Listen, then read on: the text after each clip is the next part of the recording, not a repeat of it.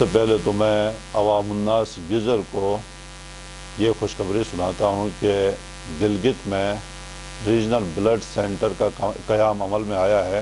خون کے دینے سے آپ کی جسم میں کوئی کمزوری نہیں ہوتی، کیونکہ ہمارے جو RBCs ہیں، جو ہمارے بلڈ کے مین کمپوننٹ ہے، وہ 120 دن کے بعد ویسے بھی وہ ڈسٹرائے ہو جاتے ہیں۔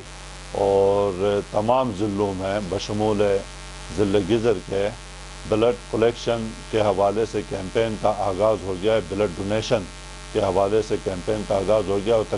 اس بلڈ کے بلیڈ ہونے سے پہلے وہ اس کو سکریننگ کرتے ہیں۔ سکریننگ سے یہ فائدہ ہوتا ہے، جس طرح ہیپاٹائٹس B ہے، C ہے، یا اور ایسی بیماری جو خون کے ذریعے ایک انسان سے دوسرے منتقل ہو جاتی ہیں، تو اس سے سکریننگ میں ان مریضوں کا بھی پتہ چل جاتا ہے۔ یہ ان کے لیے بھی بہت فائدہ ہے۔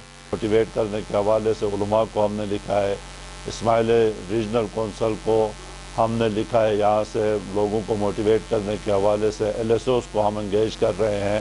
تیسری بات یہ ہے کہ جس طرح ہم مسلمان ہیں، ہمارا یہ قاعدہ ہے کہ قرآن میں بھی ذکر ہے کہ اگر آپ نے ایک انسان کی جان بچائی تو گویا آپ نے پوری انسانیت کی جان بچائی۔ اس کے علاوہ نوٹیبلز کو، نمبردارز کو، پرنٹ میڈیا، الیکٹرانک میڈیا، تو میری آپ سے گزارش ہے کہ زیادہ سے زیادہ بلڈ دے کر ملک اور قوم کی خدمت کریں۔ بہت شکریہ۔